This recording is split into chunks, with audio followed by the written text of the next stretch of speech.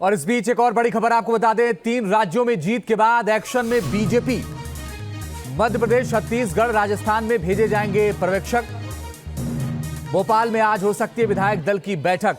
पर्यवेक्षकों की मौजूदगी में विधायक दल के नेता का नाम तय होगा। भोपाल में आज बैठक हो सकती है और इस वक्त ज्यादा जानकारी के लिए सीधे मध्य प्रदेश की राजधानी भोपाल का रुख करते हैं। मेरे सहयोगी विकास चंद्रा जुड़ गए हैं ज्यादा जानकारी के लिए। विकास, बताइए क्या अपडेट है, आज बैठक होनी है विधायक दल की या क्या प्रोसेस होना है आज?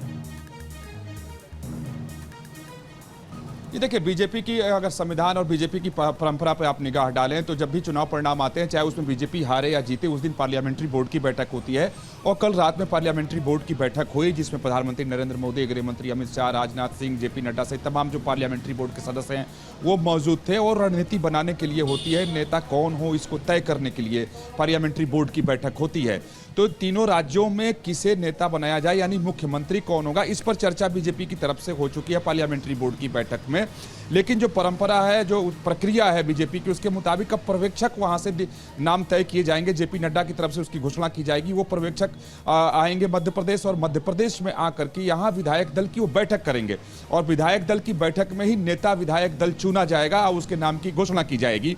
तो अभी तक लेकिन कौन मुख्यमंत्री होगा, अभी तक बीजेपी की तरफ से पर्यवेक्षकों के नाम की घोषणा नहीं की गई है। लेकिन उम्मीद की जा रही है कि थोड़ी देर में पर्यवेक्षकों के नाम की घोषणा हो जाएगी और वो पर्यवेक्षक आज ही मध्य प्रदेश के लिए या राजस्थान के लिए या छत्तीसगढ़ के लिए रवाना हो जाएंगे और वो यहाँ आएंगे। और हो सकता है कि मध्य प्रदेश में आज देर रात विधायक दल की बैठक हो जाए और नहीं तो कल भी इस बैठक हो सकती है। चूंकि यहाँ सरकार में पहले से थे और थर्मिक मेजोरिटी से वापसी हुई है, तो इसलिए बहुत ज्यादा जल्दीबाजी नहीं है। लेकिन फिर भी आज तय करके कल तक इसकी कल घोषणा जरूर हो जाएगी कि मुख्यमंत्री के तौर पर शपथ कौन लेने जा रहा है। तो पर्यवेक्षकों के नाम भी तय हो चुके हैं, नेता कौन होगा एक चीज और बताइए कि शिवराज सिंह का नाम तो कल से लगातार चर्चा में है और संकेत आप भी दे रहे थे कि शिवराज सिंह चौहान ही सीएम होंगे, लगभग ये मान लिया जाए। क्या कोई और नाम पर भी चर्चा हो रही है?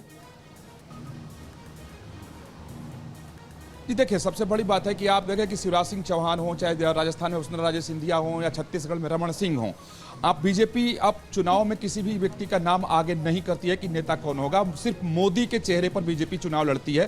क्योंकि उसका परिणाम बीजेपी को मिलता है, इसलिए बीजेपी को लगता है कि एक तो एंटी इनकम्बेंसी झेलो। अगर यहाँ मध्य प्रदेश की बात कर लें कि अगर शिवराज होते तो कहीं एंटी इनकम्बेंसी का नुकसान ना हो जाए तो चेहरा ही मत डालो।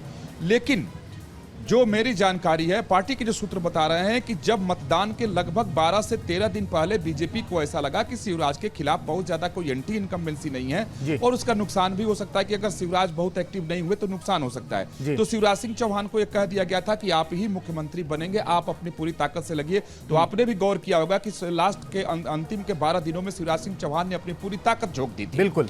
उसी तरीके से वसुंधरा नाराज होकर के बहुत कम सक्रिय थी, तो उनको भी कहा गया। यानी पुराने चेहरों पर दाव बीजेपी लगा सकती है, जो अभी तक संकेत पार्टी की तरफ से मिले हैं। ठीक है, आप नजर बना के रखिएगा विकास, आगे लगातार आपसे अपडेट लेते रहेंगे।